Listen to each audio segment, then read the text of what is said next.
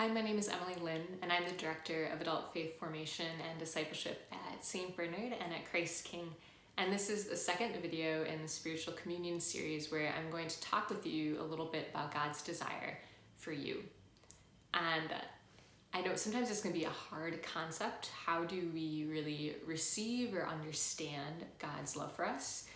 I know I can often look at my faith like a vending machine. Like, I need to do X for God to respond to me. But this is not the way that God looks upon us, because God cannot stop loving us. And even if we do not respond back to him at all, if he stopped thinking of us for even a moment, we would cease to exist. And so how do we comprehend this love that God has for us? Well, the Catechism of the Catholic Church. This is an awesome resource, and you can find this for free online at the Vatican website.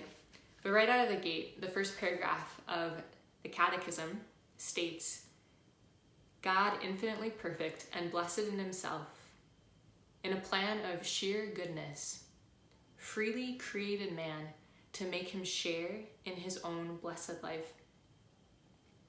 For this reason, at every time and in every place, God draws close to man.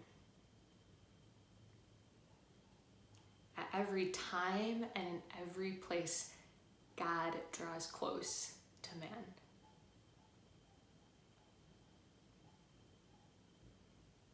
This is what God desires for us. He desires this relationship with us, for us to seek him and know him in response to him reaching out to us and pouring graces upon our life. And we hear in the story of Genesis that we were created to be in this perfect communion with God. In the story of Genesis, Adam and Eve were walking in the garden, chit-chatting with God, and in a perfect relationship with him. But then also in Genesis, we hear that through sin entering into the world, then this relationship is broken. But even though this relationship is broken, God does not stop reaching out to his people.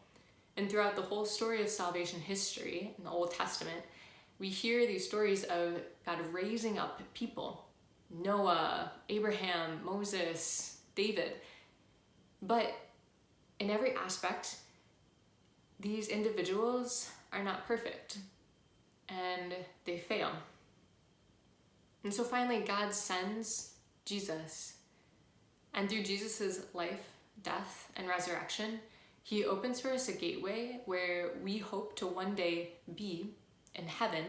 And in heaven, we will again have that perfect communion with God. We'll be able to be with him in glory forever. And this is the reality of what we are seeking, what we are hoping for, and what our lives are oriented towards. However, we get a glimpse of this relationship with God through our personal prayer. And so as we are going through this series of trying to make prayer a habit, we want to pray because in 1 John 4, it says that we love because he first loved us. Out of God's abundant love for us, our prayer is a response back to him. And so, in responding to God's desire for us and our desire to respond back to him in prayer, to get to know him more, this week, challenge is to create a sacred space in your home where you can pray and to set aside sacred time. So, a sacred space. What I mean by this is a space set apart where you go to this space to pray. And often in this space, it's helpful to have an image of our Lord, an image of the saints, or a crucifix, something to call your mind to prayer when you're in this place. A place that you can kind of hide away, be a little bit quieter. I've even heard of people who will say they'll just sit on the floor of a place of their room, or just have a spot where you can be still. And similarly, sacred time. When do you have a few minutes where you can just be still and talk to God? whether this is in the morning or after dinner or after the kids go to bed. So this week, sacred space, and when are you going to make that sacred time? As we're trying to make prayer a habit, we need to commit and make a roadmap, a road plan in order to see where we are going ahead. So, for example, this chair is where I pray when I'm praying at home. And I have an image of our Lord on the cross above me so I can be at his feet. And then also nearby, I have an image of the Holy Family. So when I get distracted, I look at them and they help me get back on track. So that's your challenge for this week.